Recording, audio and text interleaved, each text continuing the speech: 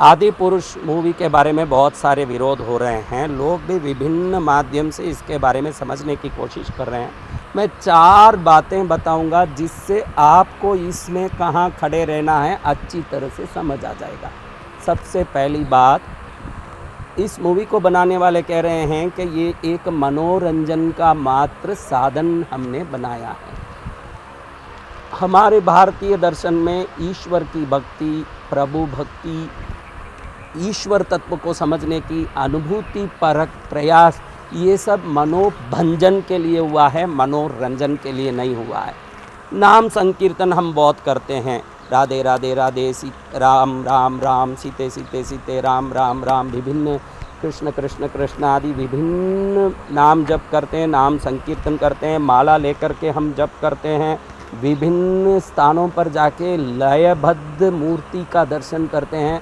इन सब त्राटकों से, एकाग्रता से, नाम जप से, नाम संकीर्तन से होने वाली लय से जो मनोनाश होता है, मन का नाश होता है। जहाँ मन ही नहीं हो वहीं ईश्वर तत्व की अनुभूति होती है। हमारा नाम संकीर्तन, हमारा नाम जप, हमारा दर्शन, ये सब मनोनाश के बाद ईश्वर अनुभूति के लिए है। इसलिए ईश्वर को समझना हो तो वहाँ मन का नाश होना जरूरी है। इसीलिए पतंजलि अपने अष्टांग योग में चित्त वृद्धि निरोध की बहुत अच्छी बात कहते हैं कि चित्त वृत्ति का जब निरोध होगा तभी ईश्वरीय शक्ति का प्राकट्य होगा। इसलिए पतंजलि अष्टांग योग में चित्त वृत्ति निरोध की बहुत अच्छी बात करते हैं। ये भारतीय धर्मों सिद्धांतों का पहला लक्ष्य रहा कि किसी भी प्रकार से दौड़ने वाली, भागने वाली, भटकने वाली इस मन का निरोध हो और वहाँ ईश्वरीय प्रकाश का प्रादुर्भाव हो। यही हमारा प्रयास रहा है।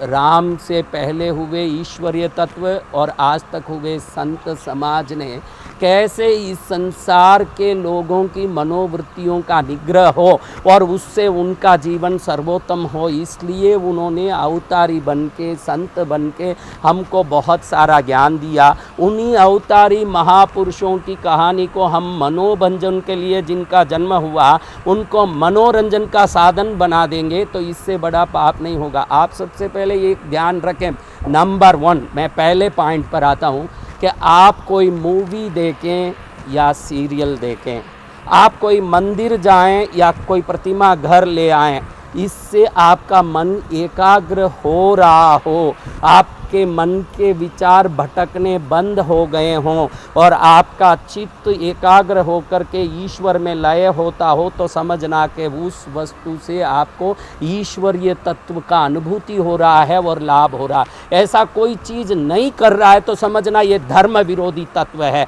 आप जाके बैठ रहे हो मूवी में, वहाँ सीता अलग टाइप से दिख रही है, हनुमान जी अलग टाइप से दिख रहे हैं, राम खुद अलग टाइप से मूंची लगा के खड़े हो गए हैं, तो समझना कि ये तत्व हमारे को भ्रमित करने वाले तत्व हैं। इस ब्रह्म जाल में आगे की पीढ़ियां धर्म तत्व कोई भटकने वाला तत्व समझ के भटकेगी और कभी धर्म को पकड़ नहीं पाएगी। नंबर 1 पॉइंट, आपके घर में कोई वस्तु हो, आप कहीं जाके कोई धर्म तत्व में जुड़ रहे हो, ध्यान में, जप में, अभ्यास में, उस समय आपका मन एकाग्र होता हो, लयबद्ध होता हो, चित्त वृत्ति का निरोध होता हो तो समझना कि आप धर्म पर प्रवेश कर रहे हो। अब देखो, खूब कीर्तन के नाम से नाच रहे हैं आदमी और औरत मिलके, कथाओं में उछल उछल के कूद रहे हैं तो समझना वहाँ धर्म तत्व का प्रादुर्भाव नहीं हो रहा है, विनाश तत्व का प्राकट्य हो रहा है। इसलिए धर्म वो है जहाँ मन का नाश हो जाता है, मनोरंजन नहीं,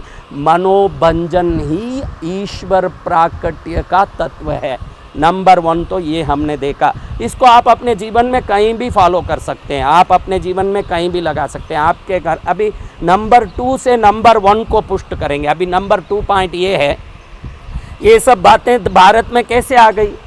आप देख सकते हैं कि चतुर्थी के दिन जो मूर्तियां बड़ी बड़ी रखी जाती है गणेश जी की, या हम घर में गणेश ले आते हैं, कई गणेश देखे जा रहे हैं जो मोबाइल में बात कर रहे हैं, कंप्यूटर चला रहे हैं, बैडमिंटन खेल रहे हैं। हमने इन सब को स्वीकार कर लिया, कभी ये नहीं सोचा कि वो मेरे गणेश जी हैं जो वेद व्यास महाभारत बोल रहे हैं तो उनके बोलने के उसी वेग से वो लिखते जा रहे हैं, लाखों श्लोक को बिना कोई अपने कलम रोके लिख के दिखा दिया। अपने दांत तोड़ के क्षण में महाभारत लिखने वाले गणेश जी के दिमाग के सामने ये कंप्यूटर क्या दिमाग रखता है और इसकी मुझे क्या ज़रूरत है। मेरे ईश्वर अपरिवर्तनशील शाश्वत हैं, तो उनकी वेश, उनका सिद्धांत, उनकी वाणी, उनका तत्व सब परिवर्तनशील होगा। वो शाश्वत होगा, शाश्वत ही होगा। उसमें ना वेश का बदलाव होगा, ना कोई वस्तु का बदलाव होगा। इसीलिए तो अनेक सिद्धांतों से हम झगड़ा कर रहे हैं। देखिए, ऐसा लंबा तिलक करने वाला ऐसे भस्म लगाने वाले से लड़ रहा है। ऐसे ही तिलक लगाने वाले भी दो प्रकार के हैं, वैष्णव तिलक के, एक दूसरे से झगड़ा कर रहे हैं। और कपड़ा पहनने वाला जैन नंगे जैन से झगड़ा कर रहा है। फिर भी इन सब का समर्थन क्यों हो रहा है? इतने कट्टरवाद का समर्थन क्यों हो रहा है? क्योंकि हमारे धर्माचार्यों ने जिस प्रकार से भी धर्म तत्व का अनुभूति किया, धर्म तत्व को समझा, वो अपने हिसाब से उस सिद्धांत को बनाए। रामानुजाचार्य हुए विशिष्टाद्वैत के सिद्धांत के तत्वक हुए, श्री शंकराचार्य हुए अद्वैत तत्व के संस्थापक हुए, माध्व संप्रदाय हुआ, शैव संप्रदाय हुआ, जैनों में श्वेतांबर दिगंबर हुए, कबीर पंथी हुए, नानक पंथी हुए। हम सब एक दूसरे के सिद्धांत को लेके मेरा ही सही तेरा ही सही झगड़ा अनंत युगों से कर रहे हैं। फिर भी आज तक उस कट्टर झगड़े को कभी हमने गलत नहीं समझा। किसी ने ये नहीं बोला कि उसके सामने झुक जा। वो इसलिए है कि मेरे धर्माचार्य ने, जिनको मैं गुरु मानता हूँ, उन्होंने जिस प्रकार से ईश्वर तत्व को समझा, अगर उसके विपरीत मैं कोई तत्व की अनुमोदना करूंगा, सहमति दूंगा, तो वो मेरा धर्माचार्य का, उनकी अनुभूति सिद्धांत का विरोध तत्व होगा। इसलिए तो झगड़ा करके भी अनेक तत्व सिद्धांतों को हम मानते हुए भी एक साथ भारत में जीते हैं। ऐसे शाखाओं को भी हम सुरक्षित रखना चाहने वाले कोई पिक्चर निकाल के मूल जड़ कोई कुल्हाड़ी से मारने की कोशिश करें तो जरूर इस कोशिश का विरोध होना ही चाहिए, क्योंकि हम शाखा तक को सुरक्षित रखते हैं। मूल जड़ धर्म तत्व है तो उसमें विभिन्न शाखाएं हैं। जैनों में अनेक शाखा, हिंदुओं में अनेक शाखा, सिखों के, कबीर पंथियों के, नानक पंथियों के, बौद्धों के, भारत में अनेक सिद्धांत जन्मे और अनेक सिद्धांतों को हम अनेक प्रकार से समझते हैं। लेकिन हम उसको इसलिए मानते हैं कि मेरे धर्माचार्य ने अगर इस विधि से अनुभूति पाई तो मुझे उस विधि का सम्मान करना चाहिए। इसलिए हम सिद्धांतों के लिए कट्टरता से लड़ते हैं। अगर आपका राम मूंछी लगा के आता है, दाढ़ी नहीं रखा, लेकिन वो वनवासी बन गया। आपका राम, आपका हनुमान अगर अलग टाइप के डायलॉग बजा रहा है, आपका रावण का पुष्पक विमान ना होके चमगादड़ हो जा रहा है। ये सब धर्म के साथ ऐसा खेल है जिस खेल से आगे की पीढ़ियां धर्म तत्व को एक मोबाइल गेम की तरह समझने लगेगी। राम यानी कैसे भी वेश में आ जाएं, हनुमान कुछ भी बोलने लगें, चमगादड़ पुष्पक विमान बन के आ जाएं, और आज के हेयर स्टाइल में ब्रह्मा जी, दूसरे जितने भी पात्र आ जाएं, तो फिर तो बच्चों को यही लगेगा कि मनमानी करो वही धर्म है, मन माने स्वतंत्रता से बातें करो, जीवो वेश बनाओ वही धर्म है। धर्म मनमानीता और विलासिता को संयम में रोकने और नियंत्रित करने वाला तत्व है, मनमानी कराने वाला तत्व नहीं है। नंबर 2 ये बात है कि आप अपने घर में आप देखिए कि ऐसे कोई गणेश की प्रतिमा है जो कंप्यूटर खेल रहा है, बैडमिंटन खेल रहा है, ढोलक बजा रहा है। अरे गणेश जी के सामने ढोलक तो हमको बजाना है, गणेश जी क्यों ढोलक बजाने लगे? घरों में 5 गणेश बैठ के एक बांसुरी बजा रहा है, एक ढोलक बजा रहा है, एक तालक बजा रहा है, झालर बजा रहा है। ऐसे अगर कोई वस्तु है तो आप समझ लेना कि शुरुआत हो गई धर्म के विनाश की। हमारे परमात्मा, हमारे देवता, हमारा धर्म, हमारा सिद्धांत, भारत में जन्मे हुए सभी सिद्धांत अपरिवर्तनशील शाश्वत तत्व है, जिसके साथ कभी छेड़छाड़ किसी भी हालत में संभव नहीं है। उसका संभव ही नहीं है कि आप उसको बदल सकोगे। वो कभी प्रयास करना भी महापाप है। अगर तेरे पास 500-600 करोड़ है, इसलिए तेरी माँ को तू दूसरे रूप में दिखा देगा तो संसार तुझे उठा के कहीं फेंक देगी।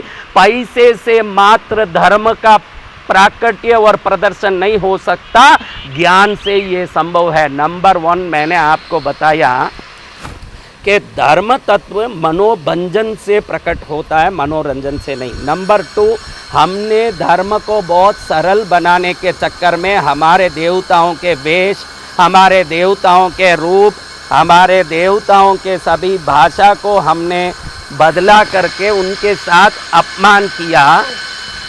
अब आप देखिए, कभी कोई जीसस को आपने बैडमिंटन खेलते देखा है? कभी कोई नबी को या जीसस को कोई बैडमिंटन खेलते देखा है? मोहम्मद नबी कहीं कंप्यूटर चलाते दिख रहे हैं? जीसस कभी कुछ चलाते दिख रहे हैं? अरे 2000 साल पहले जिनका धर्म उत्पन्न हुआ है, उनको अपने धर्म के प्रति इतनी आदर है, जब से वो शुरू हुआ आज तक उसी प्रथा से, उसी पद्धति से वो अपने धर्म का सम्मान करते हैं। आपके हाथ में अपने देवता क्या लग गए? जैसे गेंद खेल रहे हो वैसे देवताओं के साथ खिलवाड़ कर रहे हो। पहले अपने घर से शुरू करो धर्म का आदर। अगर ऐसा कोई पुस्तक हो, ऐसी कोई प्रतिमा हो, ऐसी कोई वस्तु हो जिसमें हमारे देवताओं का अपमान हो रहा हो, पहले उसको सुधारो। वहीं से शुरू होगा तो गली तक जाएगा, गांव तक जाएगा, देश तक जाएगा, विश्व तक जाएगा। देश सुधरना हो तो हमको सुधरना पड़ेगा। नंबर 2 ये पॉइंट है।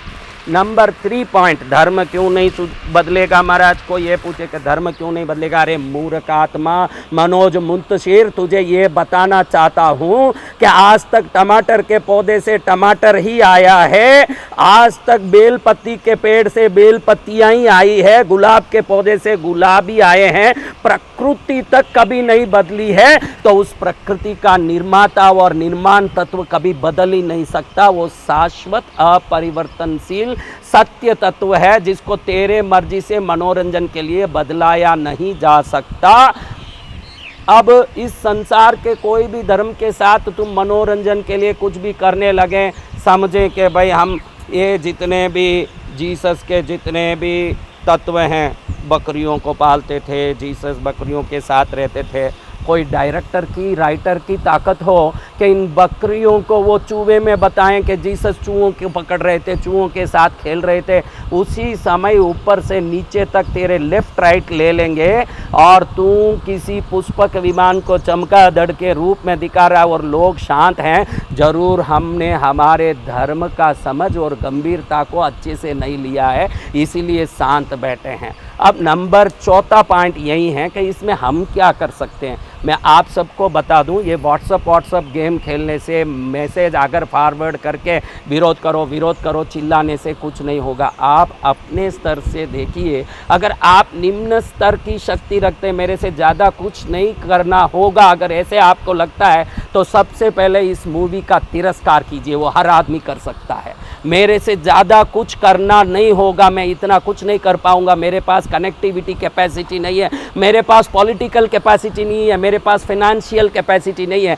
तो ये नंबर वाला आदमी हो, मेरे पास कोई कैपेसिटी नहीं, तो ये कैपेसिटी तो आपके पास है। इस मूवी की तरफ भी उठ के कभी मत जाना। ऐसे कोई भी पिक्चर जो बॉलीवुड के एजेंडा के साथ आते हैं, जो मुसलमानों के हाथ लग के भारतीय तत्वों पर कुटाराघात करते हैं, ऐसी मूवी हो, या सीधा हमारे धर्म के जड़ों को उखाड़ के फेंकने की कोशिश करने वाली कोई भी मूवी हो, इन सबको देखने से रुकेंगे तो ये तो शक्ति बिल्कुल नहीं हो, वो व्यक्ति भी कर सकता है। वो बोले कि मैं बहुत अशक्त हूँ महाराज, मैं कुछ नहीं कर सकता हूँ, तू बहुत कुछ कर सकता है। भाई तेरा एक वोट अगर भारत के तख्ती का तकदीर बदल सकता है, तो तेरे एक के नहीं जाने से इन मूवी राइटर डायरेक्टरों के लंगोट फट सकते हैं, ध्यान रखना।